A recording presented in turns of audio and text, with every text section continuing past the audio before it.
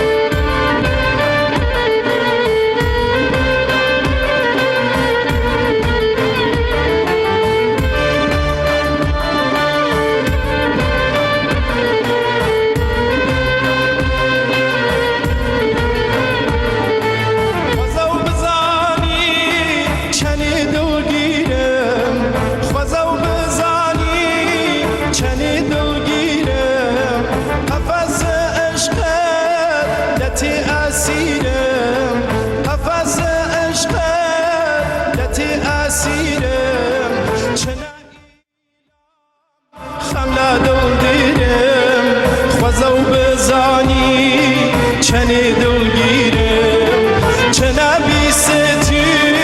خملا دل دیرم خوزو بزانی گیان چنی دلگیرم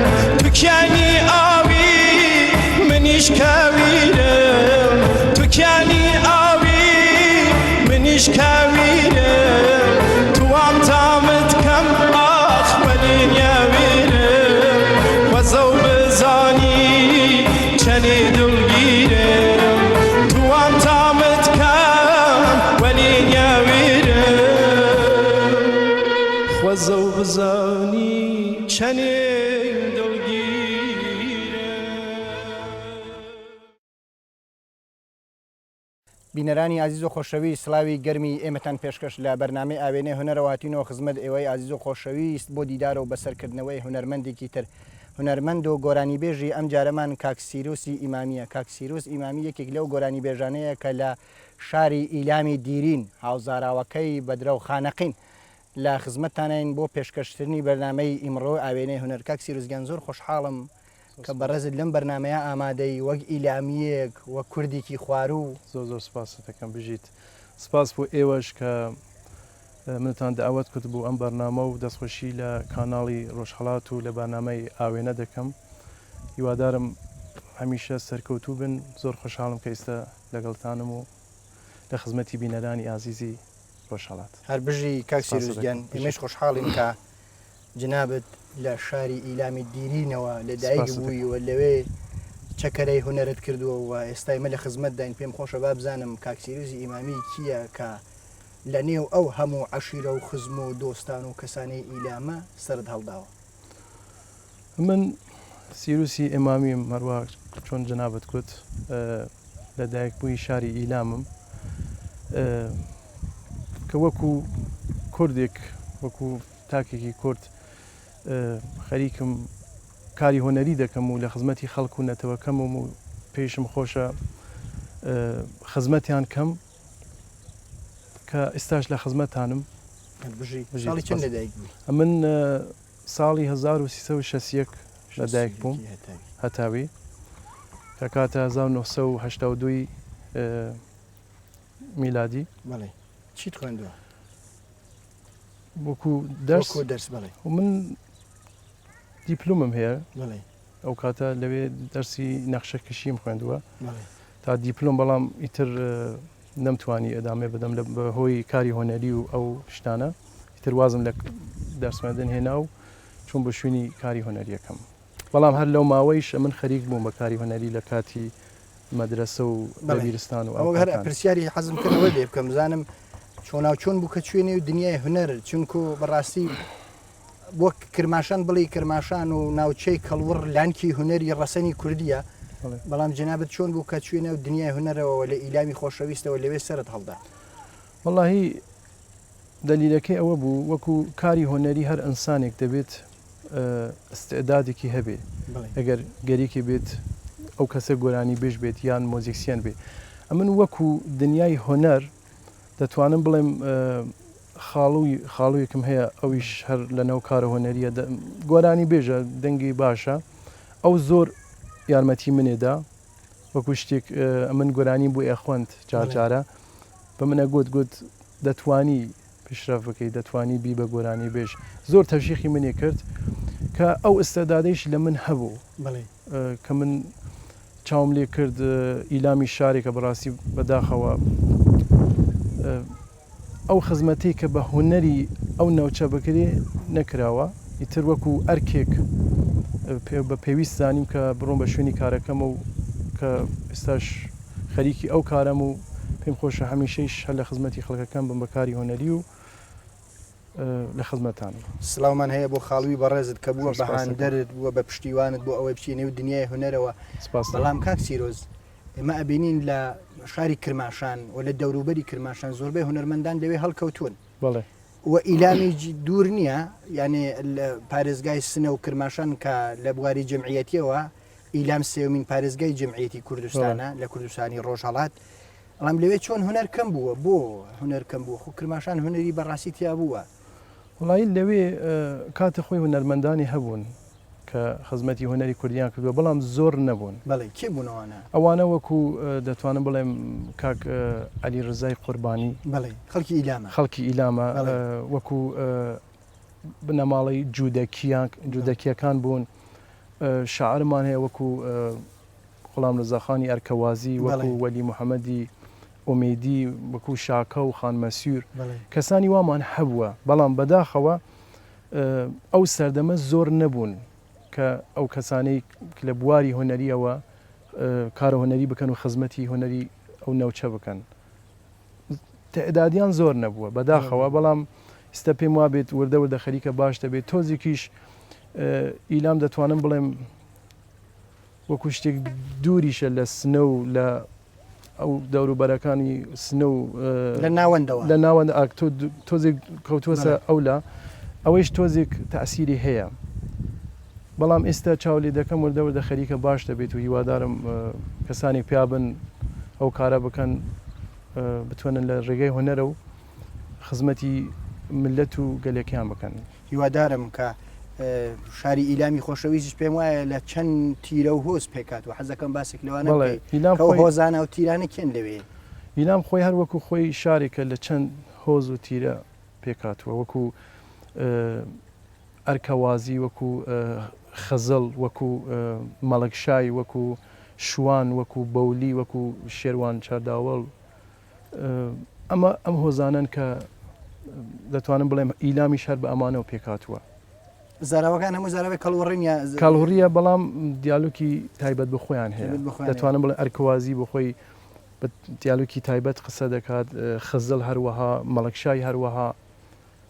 تەنانەت ئابدەنان و تێلێرانیش کە سەر بە ئوستانی ئیلامن ئەوانیش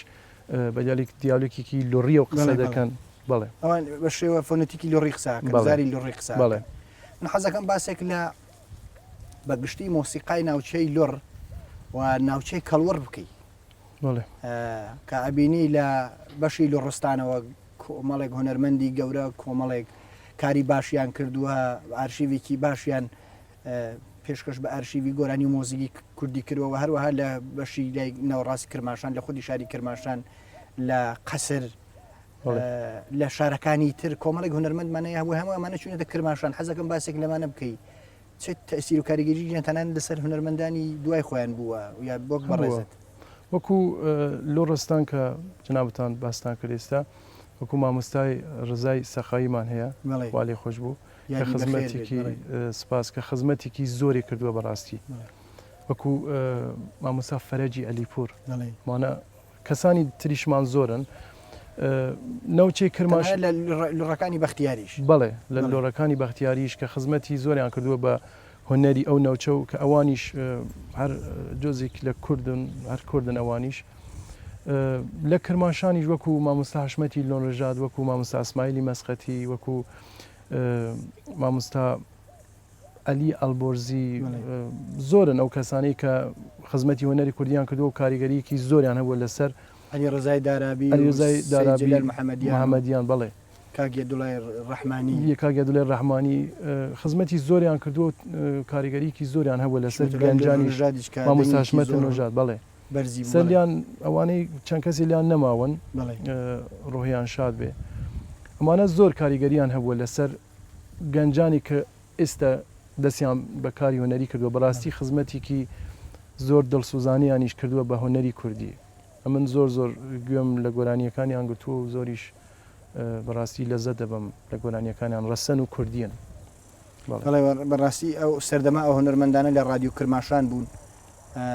هوەری باشیان پێشکەش کرد و ئێستاش ناویان لە لووتکەدایە هیوادارم هونەرمەندانی دوای ئەوان وە نسلی ئێمڕۆ و نسلی هونەرمەندانی کە دەیانەوێت لە داهاتوە بێنە بواری هونەرەوە ڕێچکەی ئەوانە بگرن و ڕەسەنایەتی لە دەست بەرنەوە باباسێک لە بەرهەمەکانی خۆت بکەی کۆمەڵێک بەرهەمت لەم لاولەوە بە پەراکەندەی وتووە من حەزەکەم باسییان بکەیت ئەو بەرهەمانەی کە من خوێندومە کاتی خۆی هەرچەند ئەو کاتیش تەمەنیشم وا زۆر نەبووە ئەمن ئەو بەرهەمەکانەی کە خوێندومە بەرهەمەکانی مامۆستا ناسر و مامۆستا حەسەن زیرەک بوون چونکە ئەوان زۆر تەسیریان هەبووە لەسەر کاریگەریکی زۆریان هەبووە لەسەر من بەڕاستی وەکو ئەلگویەک وەکو قوتابخانەیەک من شاگردێکی زۆر زۆر بچووکیوانم ئەمن گۆرانیەکانی ئەوانم خوێند وەکو خۆم کە ساحەبی ئالبومێکی خۆم بم گۆرانیکی خۆم بم حقیقەتی ئەو شتە نەبووە چون ئەو کاتەیش کە من لە ئیلام بووم امکاناتەکەیش باش نەبوو لەویشدا سیستمێکی زۆر خراپی هەیە ناهێڵن کەس پێشرەف بکە بەڕاستی ناهێڵن چەند بەرهەمێکم هەیە بەڵام ئێستا خەریکم ئالبومێک بڵێ ئەوەی کە باس ئەوەت کرد کە بەڕاستی ئەو سیستمەوە ئەو دەسەڵاتە داپلۆسێنەرەی کۆماری ئیسلامی دژ بە هونەر و دژ بە نەتەوەی کورد دژ بە هونەری نەتەوەی کورد نایڕێ لە ناوچەی ئیلام و ئەو ناوچەی خواروە هونەر پەرە بسێنێ لەبەرەوە ئازانێ هەستی نەتەوایەتی لەوێ خەریکە وردە وردە گەشا سێنێ خەڵک هەست باژێر دەسەیەکە خەڵکەست بەواکە کایمە کوردین هەر تا ئێستاکیانێکی سەر بە خۆمان نییە و ئەمانش هەیە کە ڕێگریەکە بڵێ چونکو ببوورە قسەیش دەکای فەرموو لە ڕێگای هوەرەوە ئەنسان دەتوانێت کولتور و فەرهەنگی وڵاتی بیناسیێنێ بۆ تەواوی دنیا ئێستاگەر چاولی بیکەین ئەم هوەرە سە کە تا بە ئێستا ئێمەی ئاوەها هێشتووە بڵێ هوەر زۆر تەسیری هەیە زۆر تەسیری هەیە بە ڕێگەی هوەرەوە ئەنسان دەتوانێت زۆر چێشت تەنانەت زاراوەکانیش بڵێ لە بیر نەچن کورد یەک بناسن بزانن کێن ئەوە زۆر تەسیری هەیە 100% کەسانی هەن کە ناهێڵن ئەو شوێنانەی کە دەزانن هوەرمەندی کە لەو شوێنە بێت پێشرەف بکە سە چاولی دەکەین ئەگەر هوەرمەندیش کە هەبێت لەو وڵاتانە زۆربیان تووشی هەزاران مشکلاتیشن ناتوانن پیشرەف بکەن ناتوانن بە شێوەیەکی دروست بڕون بە شوێنی کارەکە و چون دەترسن نایان هێڵن ئەوە هەمووی مشکلەیەکی زۆر گەورەیە بەڕاستی دەتوانم بڵێم شاد لەوانەیەش بێت ئیلام ئێستا لە بواری هوەریەوە کەس نەبووە زۆر خزمەتی ئەو ناوچە بکات هەمووی شاد تاسیرەکانێکی ئەوایش هەبوو بێت لە ئیلام یا لەو شوێنانە چەند شێوە زاراوە هەیە خەڵ قسەی پێ ئەکا کەڵهوڕی فەیلی لۆڕی بڵێ ئەوانە لەو ناوچەن بەڵێ ئەوانە لەو ناوچان بە زاراوەی کە کوردی فەیلیان بڵێ بە کوردی فێلی قسە دەکەن بە زاراوەی کاڵهۆڕی بە زاراوەی لۆڕی بەڵام ئیلام بۆ خۆی شارێکە کە بە زاراوەی کاڵهۆڕی قسە دەکەن ئەنێ وەکو ناوچەکانی ترەوانی جەر خاون شێوە زاری خۆیانن بەزەکەم باسێکە و شێوە زارانی کورد بکەیت کە شێوەزارانی کورد خەڵکی ئیلامی خۆشەویست بە بزانن کە ئێمە هەمومان کوردین وەسەر بە یەک نەتەوەین و چەند شێوەزارمان هەیە جەنابەت باسی بکە بەڵێ شێوەزار وەکو لۆڕی بڵێ یان لە ئیلامەگە چاولی بکەین من هەروەها باسم کرد بۆ جنابەت شێوەزار زۆر هەیە بەڕاستی بەڵام ئەمانە هەمووی کوردن وەکو کاڵهۆڕی یا وەکو لۆڕی کە ئەوانیش وەکو دەتوانم بڵێم ئەوەی بادینی وەکو کرمانجی ئەمانیش کوردن ئەمانیش بە زاراوەی کوردی و خەریکە قسە دەکەن لە ئیلامیش بە چەند زاراوە قسە دەکەن وەکو گوتم فەیلی و لۆڕی و کاڵهۆڕی بەڵێ لۆڕیچ زاری لۆڕی زاری کەڵوەڕی بەڵێ هیچ فەیلی کوردن هەمووی لەکی بەڵێ هەورامی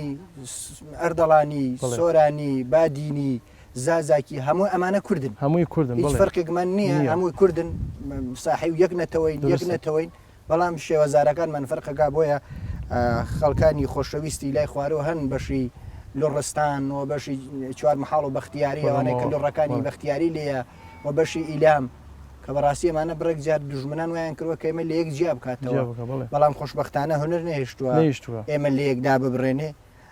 باسی ئەوەمان کرد کە کاریگەری و تاسیری هونەرمەندی خۆشەویست ناسری ڕەزازی و نەمەر حەسەن زیرەکت لەسەر بوو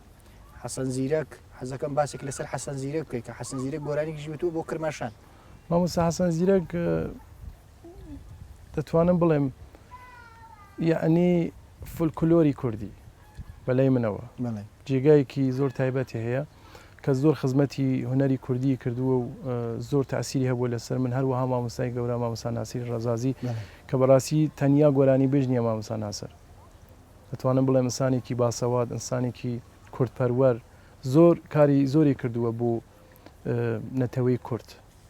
من زۆر شت لە مامۆستا ناسر فێر بووم چەند جارێکیش باسم کردووە ئێستش پێم خۆشە بڵێم کە من بەڕاستی مەدیونی مامۆستا ناسرم ئەم دوو کەسە جێگایەکی زۆر تایبەتیان هەیە هەرچەند کەسانی دیکەیشمان هەن بەڵام من ئەمانە ئەلگوی من بوون و تاسیرێکی زۆریان هەبووە لەسەر کاری من وایە شکر کاک ناسر لە ژیانەما و حەسەن زیرەکە بە هونەرەکەی لە ناومانەوە بۆ خۆی نەماوە کە گۆرانی کرماشان شاری شیرینم حەسەن زیرەک کە لێرە ئیسپاتیەکاوە بۆ هەموو کوردێکی ڕوونەکاتەوە کرماشان شارێکی کوردە و هیچ گومانێکی نەیەشتوەتەوە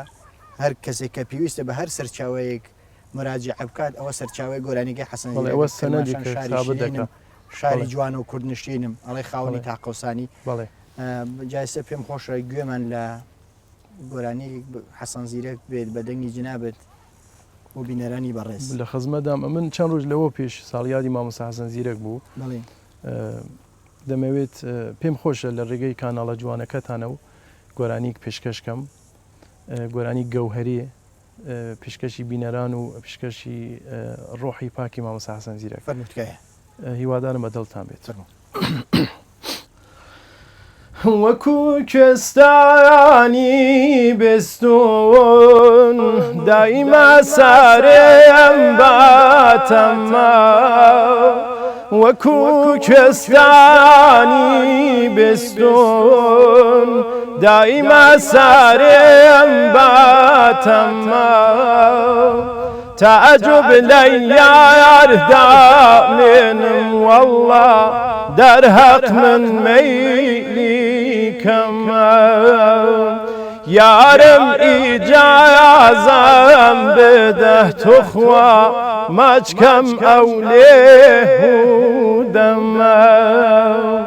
گەوهەرێ گیان گەوهەرێ سینگت هەوزی کەوسەرێ خۆشتر لە ئاوی زمزم والله حەجاجی داچنە سەرێ داوای دووماچێم لێ کرد وەی ڕۆ نزیک بوو ئابڕۆم بەرێم گەنە لەو ڕۆژەوە ڕۆیشتووە تۆراوە دڵی من هەرچەند دەگەڕێم هەرچەند دەگەڕێم بێسەر و شوێن ماوە دڵی من ئەمان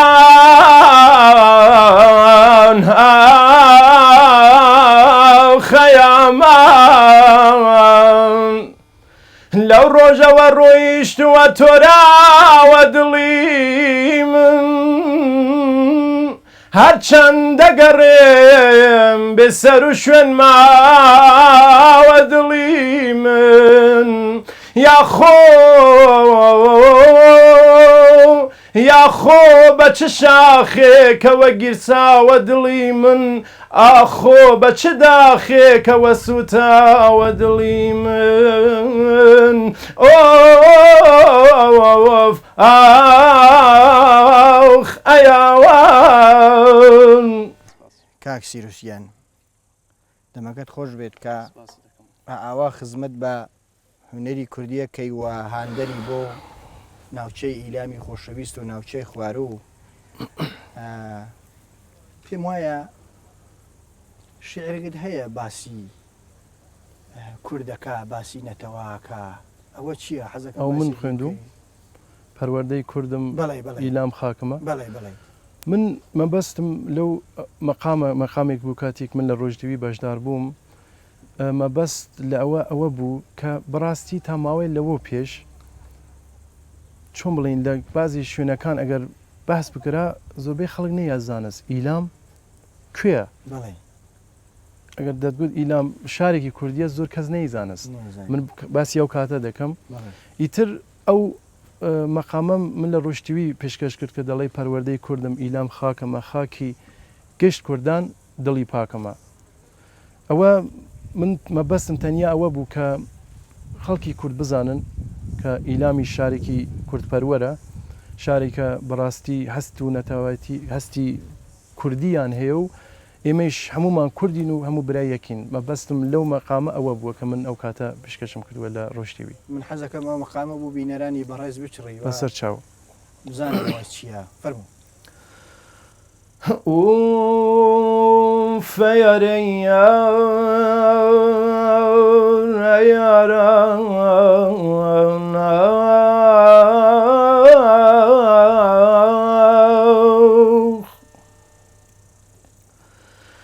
گەنە پەروەردەی کوردم ئیلام خاکمە خاکی گەیش کوردان دڵی پاکمە پەروەردەی کوردم ئیلام خاکمە خاکی گشت کوردان خاکی گشت کوردان دڵی پاکمە ئەیاران ئەیاوار ئەیاوار ئەیاوار ئەیاوار گەنە قامەت وە ڕۆژێ گەنە قامەت وە ڕۆژێ کوێی مانشتمە خەرمان خەمم برای هەم پێشتمە ئەیارە یار ئەیاران ئاخا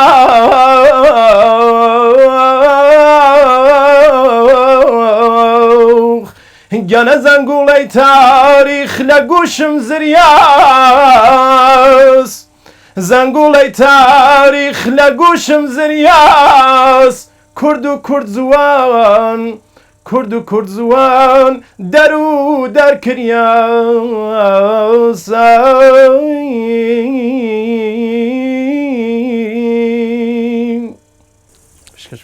هەر بژی دەمەکەت خۆش بێت هەر بژیت باسێک لە مەقام بکەین جەنابەت تایبەتی فێری مەقام بووی حەزەکەم باسێک لە مەقام بکەی چۆن فێر بووی وەڵاهی مەقام بۆ خۆی چڕینی مەقام تۆزێ قورسە زۆریش گرنگە شتێکی گرنگە بەلای منەوە لە موزیک و ئاوازی کوردی ئەگەر چاولێکەی گۆرانی بێژەکانی وەکو مامۆستا حەسەن زیرەک وەکو مامۆستا ناسر وەکو مامۆستا حەشمەت لۆنەژاد وەکو مامۆستا مەزهەری خاڵقی ئەوانە هەمویان لەسەر دەستگاکانی جوور و جوور مەقام دەڵێن کو بەیات و ئێستا ڕاست و ئەو شتانە مەقام هەر کەسێکیش پێم وا بێت توانایی ئەوەی لەوانەیە نەبێت وەکو ئەوەی کە گۆرانی بێژمان هەیە گۆرانی هەڵپەرکەی دەڵێ وەکو ئەوەیە بخێ سەر تووبانێکی ڕاست ئینسان هەر گازەکە بگری توار بڕوات بەڵام کاتێک تو مەقام دەڵێ گۆرانی خاو دەڵێ لەو کاتانەکە مەقام دەڵێ دەنگ تەحریر هەیە خواروبان هەیە بەڕاستی ئەوە زۆر یارمەتی دەدات کە تۆ بتوانانی هونەرمەندێکی باش بیت بۆ نەتەوەکەت من وەکو خۆم زۆر حەزم لە مەقامە زۆر پێم خۆشە مەقام بڵێم دیسان هەر دەگەڕێتەوە بە سەر مامۆستا ناسر و مامۆستا حەسەن زیرەک ئەوانیش زۆر مەقامیان خوێندووە ئەوە زۆر تەئسیری لەسەر من بوو کە ئێستاش هەر پێم خۆشە مەقام بڵێم و گۆرانیەکانم خاو بێت هەرچەند گۆرانی هەڵپەرکیش پێم خۆشە بەڵام زۆرتر لەسەر مەقام و گۆرانی خەوە من تەسەلوتم هەیە بۆ گۆرانی خوێندن هیوادار مەر سەرکەوتوبی هەر بژیت حەزەکەم باسێک لەوە بکەی کە تەشریف تاتۆتەوە بوو باشوور تا ئێستاش کاری ئالبۆمت نەکردووە بڵێ بوو چمە بەسی حەزەکەم باسێ بکەی بۆ بینەرانی بەڕێز مزگەینێکیش بێت خەریکی ئالبۆمێکی من بۆ ئەوەی کە هاتوومە بۆ باشوور بەڕاستی زۆر خۆشحاڵم چون من یەکەم جارە دێمەوە بۆ باشوور بۆ ئالبومیش ئەمن تایسە ئالبومم نەبووە بە هەر حاڵ هۆنەرمەند گۆرانی بێژ مڵکی میلەتە هینی خۆی نییە بەڕاستی تەعلقی بە خۆی نییە دەبێت ئەو کەسی ئەگەر ئەستعدادێک هەیە بەڕاستی بچی بە شوێنی کارەکەیەوە هەرچەند لەنەوە ئێمەدا بەداخەوە تۆزێک زەحمەت هەیە بۆ ئەوەی کە تۆ ئالبومێک تۆمار دەکەی هەزینەوە ئەوانە ئێستا نامەوێت بەس لەوە بکەم ئەمن هاتنەوەم بۆ باشوور مەبەست ئەوە بوو کە ئالبومێک چاک بکەم ئێستا خەریکی ئالبومێکم لەگەڵ گروپی موزیکی لۆر کە هەر لێرەوە سلااوێک بۆ ئەوانی دەنێرم و دەستخۆشی لە کاکنەزاری زێوەیی دەکەم کە زەحمەتی ئەم ئالبومەی من بەسەر شانی کاکنەزارە لەم ماوەی کە لێرم چوار گۆرانیە تۆمارێ دەکەم دواییش چەند چوار گۆرانی دیکەیە کە 8 تەراکە هەمووی تاخری ئەمساڵیش بەڵاو دەبێتەوە و پێشکەشی بینەران دەکەم هیوادارم بەدڵیان بێت و جگای ڕزاماندی هەبێ بەدڵیان بێت چەند گۆرانی لە خۆی گرێ ئەوە 8 تراک 8 گۆرانیە 8 گۆرانی گۆرانی ئەم گۆرانیانە من ئەم لەم سیدیە حوڵم داوە بەڕاستی بەزارەوەکانی جوور و جوور گۆرانی تۆمارکەم پێشکەشکەم کە لەم گۆرانیەکان 5 گۆرانیان کەڵهۆڕیە گۆرانی کرمانجی هەیە مەقامێکی هەورامیە گۆرانیەکی سۆرانی ئەمە پێم جوان بوو کە ئەم کارە بکەم بە زارەوەکانی جوور و جوور ئەم سیدیە چون یەکەم سیدیشە بۆ بە زاراوەکانی تر وت و تا بۆ بە زاراوەی کەڵوەڕی نەتوت هەموو ئەو بەرهەمانە من چه خولیایەک لە دەروون تا بوو واللهی درستە من کوردم بە لە هەموو شتێک بەڵام زاراوی من کەڵهوڕیە مەبەستی من لە ئەوەی کە بە زاراوەکانی دیکە و گۆرانی دەڵێم تەنیا ئەوەیە کە خەڵکی ئمە لە یەک نزیک بێتەوە خەڵکی مە یەکتر زۆرتر بیناسیین من تەنیا مەبەسم ئەوە بوو و پێشم خۆشە خزمەتی هەموو زاراوەکانی کوردستان بکەم نامەوێت هەر خزمەتی زاراوەکەی خۆم بکەم دەمەوێت لە خزمەتی هەموو لاک بم و ئەگەر بۆشم بکرێت لە سیدیەکانی دیکەیشم بە گۆرانی لۆڕی لە کیش من دەمەوێت سیدی پێشکەشکەم و لە خزمەتی خەڵک و نەتەوەکەم بم یعنی ئەلبۆمەکانت ڕەنگین بن ڕەنگین بن و بە زاراوەکانی جواژور و لەبەرەوەیش خەڵکی کوردستانی ئێمە خاوەنی زاراوەی جوواژور و دیالوکی زۆرین ئەگەر بە هەر شێوە زاراوەیەکی یا بە زاراوەیەکی گۆرانی بڵیت تاسیرەکەی ئەوەیە ئەوەی کە هەورامیە گوێت لێ دەگرێت لێت حاڵی دەبێت هەر ئەوە بەعاس دەبێت گوێت لە کەڵۆریەکەیش دەگرێت سۆرانیەکەی شەروە ئەمە زۆر تاسیری هەیە وەکو مامۆستا ناسر و ئەو کەسانەی کە ئەم کاریان کردووە منیش مابەستمەوە بۆ هەروەها جنا بەدڵی ڕنگوا ڕنگ و بەدڵی خەڵک بێت وەبزانم شعرێکی شتەیە لەو بارەوە شتێکی وە ئەڵێ ئێمە سۆرانین ئەوە دەڵێ ئیمە هەو خوێنی من و یە نەژادیم بڵێ تەمەدون دیریم و قەومە مادیم ئەگەر کرمانجی ئەگەر هەورامی ئەگەر کەڵهوڕی ئەگەر سۆرانی ئەفتخار بکە تو کورد زوانی بەڵێ ئەوە مەبەست ئەوەیە کە ئێمە دەبێت زۆر شانازی بە خۆمانەوە بکەین ئێمەی کورد حەزەکەم جنابەت وەکو گۆرانی بێژێکی ناوچەی کەڵوەڕ یا شاری ئیلامیش دیرین چه ڕێنمایک هەیە بۆ لاوانە بۆ ئەو خۆشەویستانەی کە تازە گەرەگیانە بینە دنیای هوەرەوە چی بکەن چۆن بتوانن ئەم ڕێچکە هوەرە کوردیە لە دەست بەرنەدەن و بیگرن من بە لە شتێک نامەوێت لەو حەدە نیەمە من ڕێنمایی بکەم یان چۆن بڵێن بەڵام وەکو شتێک ئەگەر ئەو قسەی کە لە ناخمەوە بێت و بە دڵسۆزانە بیڵێم ئەوەیە کە هەرچەند لەویشدا جنابەت باش دەزانی تۆزێک هەر زەحمەتە و هەر زەجرێکی زۆر دەبینن ئەو هونەرمەندانە بەڵام ئەو هونەرمەندەیش کە خەریکە ئەو کارە دەکات لەوێ و کاری هۆنەری دەکات بە جلی کوردیەوە بچن بۆ بەرنامە گۆرانی کوردی بڵێن چونکو من دیتومە جارجارە دەبینی گۆرانی بێژ کووردە بە جلی کوردیەوە لە بەرنمەیە گۆرانی فارسی دەڵێن جلی کوردیەوە فارسی هەڵاپەڕن سە من ڕێزم هەیە بۆ هەموو کەسێک مشکلەیەکی شمانیە لەگەڵ کەسە بەڵام هەموو فەرهەنگێک هەموو فەرهەنگێک ئەمە خۆم کە کوردم دەبێت خزمەتی خۆم کەم بەڕاستی ئێمە خۆمان ئێستا بەڕاستی گەنجانی کە دەست بەکاری هوەری دەکەن وەکو خۆمەک و سەدان کەسی دیکە وەکو ئەرکێکە دەبێ خزمەتی هوەرەکەمان بکەین بە وڵاتەکانی دیکە نیشان بدەین کە ئێمەش کێن ئێمەش خاوەنی ئاداب و هوەر و فەرهەنگێکی زۆر زۆر کۆنین ناکرێ بچین خزمەتی وڵاتەکانی دیکە بکەین چون بۆ خۆیان گۆرانی بیژان هەیە و زۆر کەسیان هەیە من تەنیا شتم ئەوەیە کە ئەو هونەرمەندانەی کە کاری هوەری دەکەن خزمەتی هوەری کوردی بکەن تا ئەو شنەی دەتوانن جلی کوردی لە بەرکەن جلەکانمان زۆر جوان و شیرینن گۆرانی فارسی و گۆرانی تورکی و عەرەبی و ئەم شتانەیش کەم بڵێن چونکو بۆ خۆیان زۆر کەسی بەناوبانگیان هەیە و پێویست ناکە بڵێ زۆر سپاس هەر بژیت تێبینیەکانت زۆر جوان بوون ئێستا ئابیستمەوە لە ڕۆژەڵات یا بەگشتی لە ئێران بەتایبەت لە ناوچە کوردنشینیەکان بەرگریەکەن لەوەیە کە ژنان نەچن بۆ کۆنسرت نەچن بەشداری کاری هوەری بکەن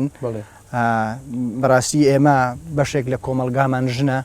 و ژنانێک زیاتر هاان بگرن و شێلگیر بن و بەردەوام بن لە کاری هوەری کۆڵ نەدەن چون ئەو ڕژیمە بە هەر شێوەیەک پێخۆشە کە ژنان لە ماڵا بهێڵێتەوە قەدەغە بکە کاری هوەری بکرێ بە تایبەت هوەری ژنان لە نێو کوردستانی ڕۆژهەڵاتە زۆر سپاس دەکەم ئەگەر شتێکی تایبەتی هەیە باسی بکەی بۆ بینەرانی بەڕێز بۆ عاشقانی دەنگی خۆت بۆ خەڵکی خۆشەویستی ئیلام و کرماشان بۆ ناوچەی لۆڕنشین فەرموو من تەنیا شتێک بیڵێم ئەوەیە کە جارێکی تر سپاسی جنابە دەکەم کە لە ڕێگای ئەم کاناڵە جوانە و دەتوانم لە خزمەتی بینەران بم تەنیا شتێک ئەمن دەڵێم ئەوەیە کە ئەمن وەکو کوردێک ئەمن بچووکی خەڵکی کوردستانم هەمویانم خۆش دەوێت هیوادارم بتوانم ئەو کارەی کە دەیکەم بە دڵی خەڵکەکەم بێت و خزمەتێکی زۆر زۆر بچووک بە خەڵک و نەتەوەکەم بکەم و لە خزمەتیان بم هەمویانیش عزیزن بۆم هەمویانم خۆش دەوێ هەمیشەیش لە فکریانم و بەکارەوە نەریشەوە لە خزمەتیانم هەربژی کاکسیروس هەربژیت هیوادارم بەردەوام بی سەرکەوتوو بی دیارە هەر ئینسانێک کە مەبەستی خزمەت مەبەستی خزمەتکردن لە خزمەتی نەتەوەکای بێ سەرکەوتووە بێت تویش دیارە سەرکەوتوو ئەبی وەم بەرهەمە جوانن کە لە داهاتوو دێتە بازار دیارە نەتیجە و ما حەسەلی ئەو زەحمەتەیە کە کێشاوتە بۆ نەتەوەکەت هەربژیت بینەرانی عزیز و خۆشەویست بەم شێوەیە گەیشتینە کۆتایی ئەم بەرنامە لەگەڵ کاکسیروسی ئیمامی هونەرمەندی عزیز و خۆشەویست ناوچەی ئیلام بە گۆرانیک دینە کۆتایی بەرنامە کە تا بەرنمەیەکی ترەوە تا دیدارێکی ترە شاد و سەرکەوتوو بن بژن بە شادی زۆر سپاس دەکەم سپاس بێت سپاس دەکەم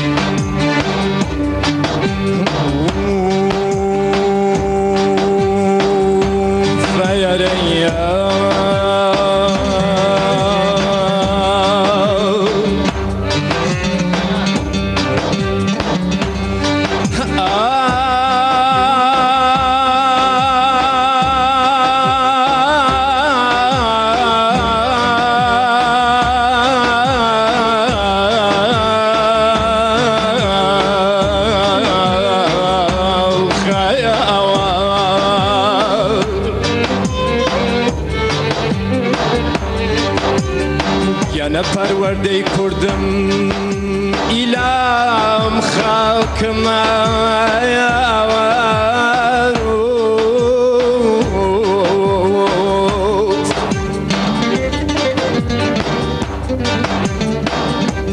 گەنە پەروەردەی کوردم ئیلام خاکمە یاوارە یاوار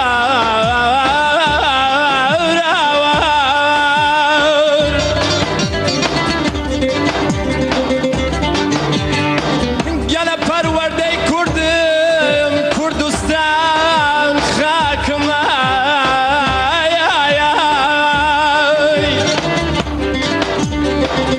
خاکی گشت کوردان دڵی پاکمە یاوارە یاوار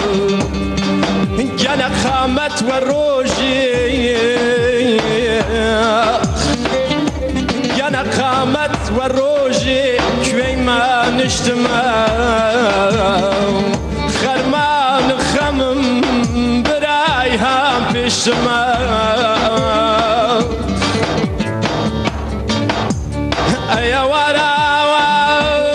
زەنگوڵەی تاریخ لە گوشم زریاس کورد و کورد جوان